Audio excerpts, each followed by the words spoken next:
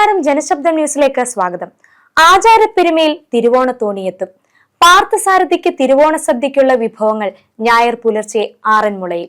ആറന്മുള പാർത്ഥസാരഥി ക്ഷേത്രത്തിൽ ഭഗവാന്റെ തിരുവോണ സദ്യക്കുള്ള വിഭവങ്ങളുമായി തിരുവോണത്തോണി ശനിയാഴ്ച വൈകിട്ട് കാട്ടൂർ മഹാവിഷ്ണു ക്ഷേത്ര കടവിൽ നിന്ന് യാത്ര തിരിക്കും. ഞായർ പുലർച്ചെ ആറന്മുളയിലെത്തും. നൂറ്റാണ്ടുകളായുള്ള ആചാരപ്പെരുമയിലാണ് നാട് ഹൃദയത്തിലേറ്റുവാങ്ങിയ ഈ അനുഷ്ഠാനം നടക്കുന്നത്. കാട്ടൂർ മങ്ങാട്ട് ഭട്ടതിരി ഒരു തിരുവോണ നാളിൽ ബ്രാഹ്മണ ബാലന്മാർക്ക് ഓണസദ്യ നൽകാൻ കാത്തിരുന്നെന്നും ഏറെ വൈകിട്ടും ആരും എത്തിയില്ലെന്നുമാണ് ഐതിഹ്യം. ദുഃഖമടക്കാനാവാതെ ഭഗവാനെ വിളിച്ച് വിങ്ങിക്കരയുന്ന ഭട്ടതിരിക്ക് മുന്നിൽ ഒരു ബ്രാഹ്മണ ബാലനെത്തി സദ്യയുണ്ടു മടങ്ങി. അന്നു രാത്രി ഭട്ടതിരിയുടെ സ്വപ്നത്തിലെത്തിയ പകൽ വന്ന ബാലൻ അടുത്ത വർഷം മുതൽ എനിക്ക് സദ്യക്കുള്ള വിഭവങ്ങൾ ആറന്മുള ക്ഷേത്രത്തിൽ എത്തിച്ചാൽ മതിയെന്ന് ദർശനത്തിൽ പറഞ്ഞു. അതിൻ പ്രകാരമാണ് മങ്ങാട്ട് ഭട്ടതിരിയുടെ നേതൃത്വത്തിൽ ഉപ്പു തൊട്ട് കർപ്പൂരം വരെ തൂശനിലയടക്കമുള്ള സദ്യാവിഭവങ്ങൾ ആറന്മുളയിൽ എത്തിച്ചു തുടങ്ങിയത്.